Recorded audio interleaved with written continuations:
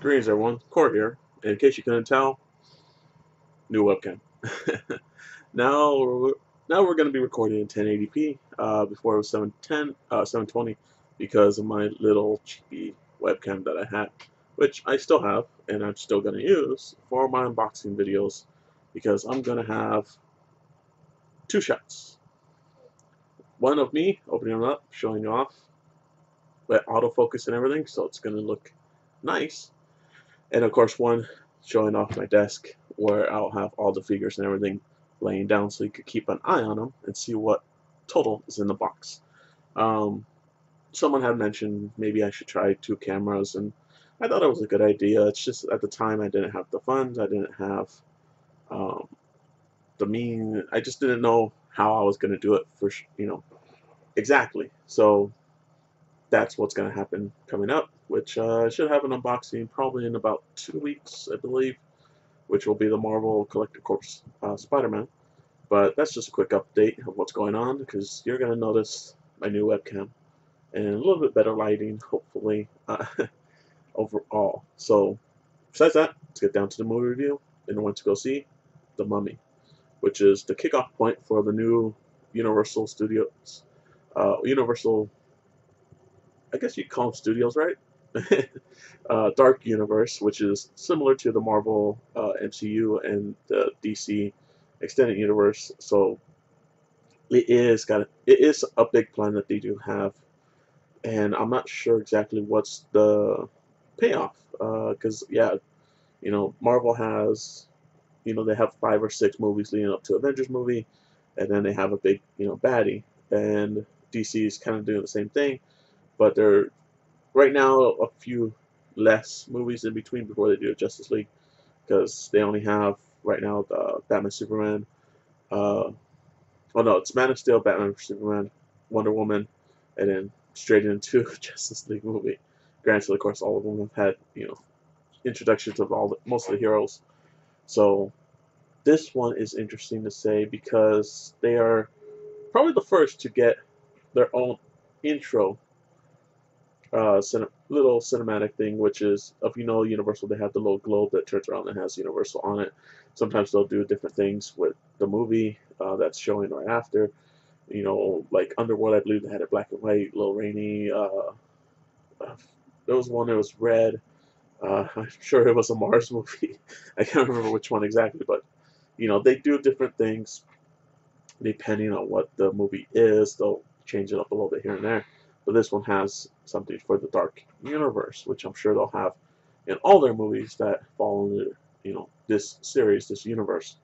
And it turns back around the globe, and then you see Dark Universe, and it just looks like an eclipse, pretty much. And it's pretty cool.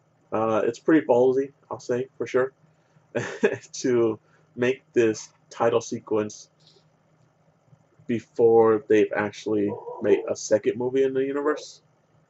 So that's going to be interesting to see what happens. I know Universal has the money and stuff to follow through, so so they're not really too worried about you know this movie not making as much as they would like, because I'm sure they'll still push it through. But yeah, so onto the movie. If you've seen the first Mummy, the Brendan Fraser mummies, roughly kind of what happens. They find this tomb. It's a bad tomb. They get cursed in a way, and then hijinks ensue. But of course, we get better CG, better graphics, better acting overall, and a bigger universe. Connecting all these movies, all these monsters that they want to bring into it. So that's going to be interesting to see what happens next, because I want to know. I didn't look it up, but I don't know if they really have plans right now of what the next monster movie is. I don't think it's a vampire. I think it's Frankenstein. I keep hearing Frankenstein, or it's going to be the Swamp Thing, Man Thing, um, Fishman. But I'm not quite sure. I'm kind of hoping it's probably going to be Frankenstein. I'm sure, or maybe a vampire movie. I'm not sure what they're going to build up to. The big baddie, how like Avengers have their big group fight, how DC has their Justice League big fight, and I'm not sure what the big fight's going to be and who it's going to be against. I mean, I would assume it's probably Dracula because that's usually the go-to guy when they want to, pit a whole bunch of supernatural monsters against another supernatural monster because he usually is the most powerful one of most Universal monsters.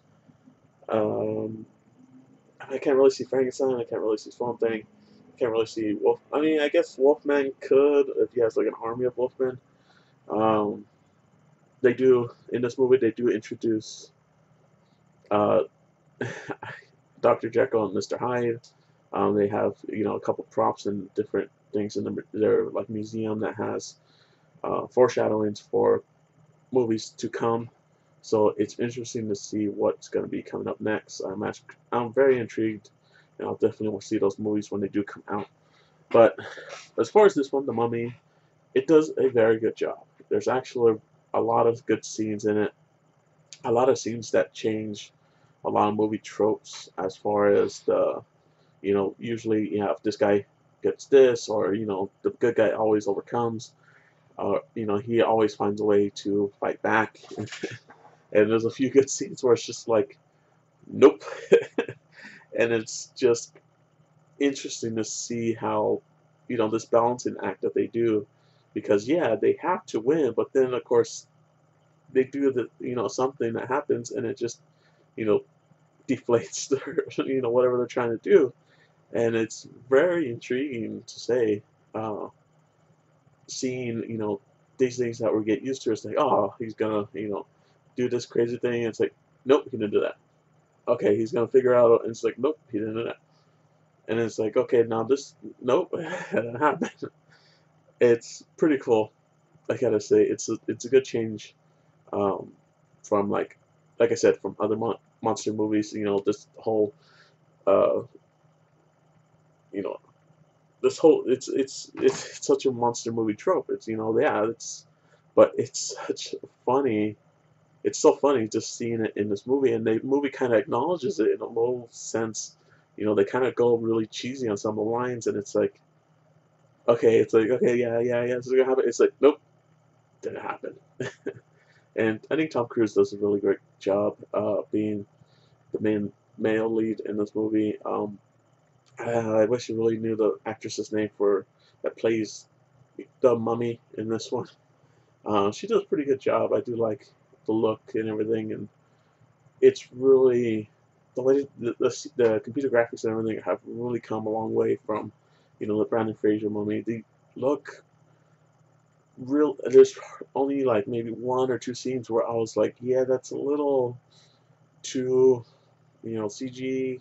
Like they didn't quite polish it enough to really show off, but a lot of the scenes are really impressive, and they actually use a lot of practical stunts and everything. And of course, the big stunt that they have is the plane crash, where they're in the zero G in the cargo hold, which if you've seen the videos and stuff, they're in the Vomit Comet, which is a zero G simulation plane, which goes in the upper atmosphere and just nosedives down, and you get the zero G feel.